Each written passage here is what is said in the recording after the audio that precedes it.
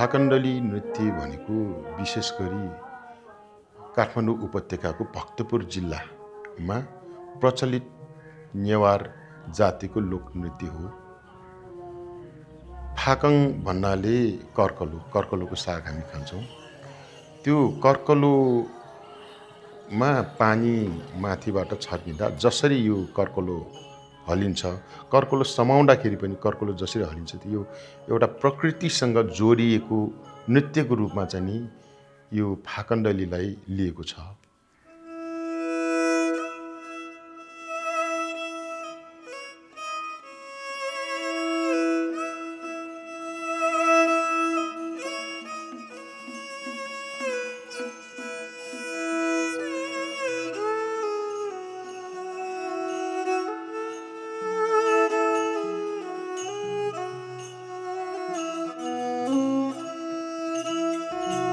किसान समुदायको मन मस्तिष्कबाट कलाभावबाट सिर्जना भएको यो नाच फाकण्डली प्याख हो र खास गरिकन यो भाद्र महिनामा विशेष गरिकन सायात अर्थात् गाई जात्रा ताका विभिन्न स्थानहरूमा सार्वजनिक स्थानहरूमा दबुलीहरूमा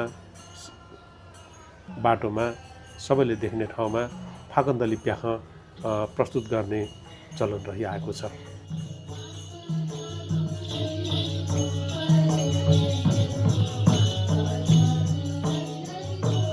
यस बारेमा अभिलेखीय ठोस प्रमाणहरू हामीसँग छैन, तर एउटा कुरा निसन्देह रूपमा निर्विवाद छ। त्यो के हो त भन्दाखेरि 12औं शताब्दीदेखि 15औं शताब्दीसम्म भक्तपुर नेपालको राजधानी नगरको रूपमा रह्यो। अभिलेखीय प्रमाणहरूलाई दृष्टि दिँदाखेरि गोपालराज वंशावली, मौखिक परम्परा यी स्रोतहरूको अध्ययनको आधारमा इस्वीको 15औं शताब्दीदेखि यो नाच प्रचलनमा आइरहेको कुरा जानिन्छ।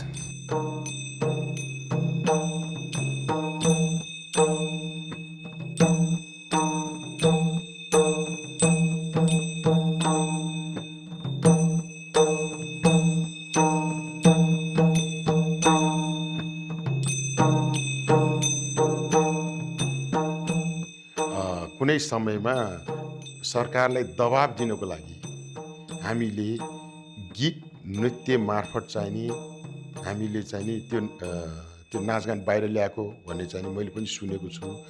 गाईजात्राको पर्सिपल्टदेखि यो नाचगानहरू देख्न सकिन्छ। त्यो नचाउँदाखेरि विभिन्न राजनीतिक र त्यसै गरेर सामाजिक कुराहरू लिएर चाहिँ नि त्यसको शब्दहरू रचना गरेर चाहिँ नाच्ने गरेको पाइन्छ।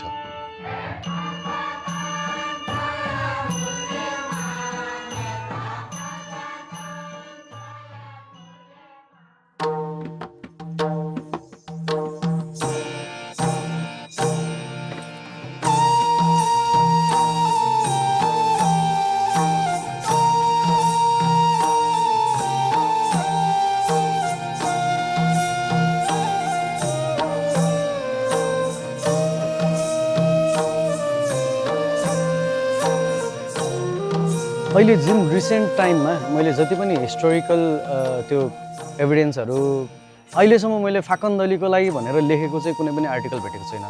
पुरानो फाकण्डली हेर्ने भने खास केटाहरू नाच्छ हैन, केटाहरू नाच्छ अनि उहाँहरूको ड्रेस एकदम इन्ट्रेस्टिङ छ क्या। यता पछाडि यो कपालमा यसो बानेर हैन, अनि त्यो सँगै चाहिँ फाकण्डली मात्र हुँदैन, कलाले प्याखौँ हुन्छ, लुसी प्याखौँ हुन्छ हैन। अनि त्यो एउटै टिममा चाहिँ त्यसैमा गाभिएर फाकण्डली देखाउने चलन छ। अनि मैले एज अ म्युजिक स्टुडेन्ट मैले एनालिसिस पनि गरेँ बोली कस्तो रहेछ भन्दाखेरि अब हामीले साङ्गीतिक भाषामा त्यसलाई अब 6 मात्रा भन्छौँ हैन। अनि अब 3 अथवा 6 को डिभिजनमा जान्छ। त्यो 12 बार चाहिँ 3 बिट्सको बोलीहरू जान्छ अनि लास्टको एन्डिङ चाहिँ 4 बिटको छ हैन। सो एकदम इन्ट्रेस्टिङ लाग्छ। आई थिङ्क पलिमाङ हुनुपर्छ त्यो बोलीको नाम, तर ठाउँअनुसार फरक छ है, यो एकदम ठाउँअनुसार फरक छ। कतिले पलिमाङ भनिरहेको हुन्छ, कतिले अस्ट्रा भनिरहेको हुन्छ।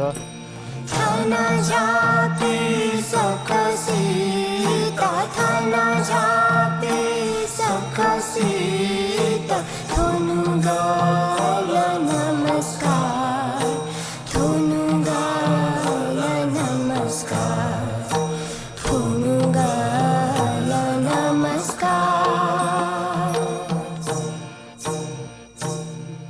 सो अहिले चाहिँ हामीले गएर हेर्छौँ नै भने सबै फाकन्दली प्याखाहरूमा चाहिँ हामी हाकुप्रासी पुटनङ जनी गानै त्यस्तै लाउने गर्छौँ। तर जहाँसम्म मलाई लाग्छ होइन पहिला त अफकोर्स यो केटीहरूले नभइकन केटाहरूले पर्फर्म गर्ने डान्स थियो। तर अहिले चाहिँ अब हामी सिन्स यो केटीहरूले नै बढी पर्फर्म गरिरहेको हुन्छौँ सो त्यसमा चाहिँ हामी हाकुप्रासी नै लाउने भयो। But sometimes they are guys as well केटाहरू पनि इन्भल्भ हुनुहुन्छ त्यो बेला चाहिँ उहाँहरूले केटाहरूकै लुगा लगाउनुहुन्छ। अनि यसको अर्को इम्पोर्टेन्ट पार्ट भनेको चाहिँ यसको अर्नामेन्ट्सहरू ड्रेसहरू त भइ नै हाल्यो। अर्को भनेको यसको खुट्टामा लगाइने घाङ्ला हो। So yeah I think the most important part is the घाङ्ला इट्सेल्फ। बाँकी त यो समयअनुसार चेन्ज नै भइरहेको छ। फाकन्दली चाहिँ कुन हिसाबमा चाहिँ हामी देखाइरहेको छौँ त्यसको लिरिक्सको चाहिँ के भाव छ त्यही अनुसार पनि चेन्ज चाहिँ गर्न सकिन्छ होला।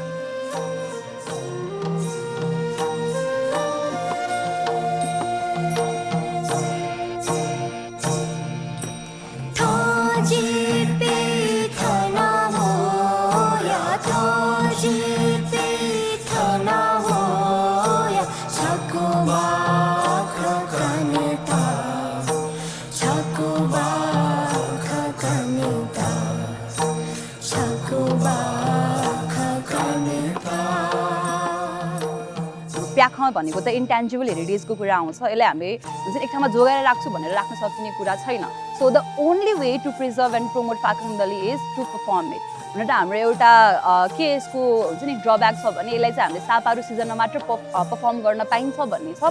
आई गेस त्योले गर्दाखेरि पनि यो चाहिँ बाहिर खासै मान्छेलाई थाहा नभएको हुनसक्छ। तर अब कल्चरलाई रेस्पेक्ट गरेर पनि यसलाई पर्फर्म गर्दै अझै धेरै मान्छेहरूलाई चाहिँ यता यसलाई पर्फर्म गराएर र अर्को भनेको सोसियल मिडियाको थ्रुबाट चाहिँ अब भिडियोजहरू बनाएर यसको बारेमा मान्छेहरूलाई अवेर गरेर चाहिँ यसलाई प्रमोट र हुन्छ नि प्रिजर्भ चाहिँ गर्न सकिन्छ।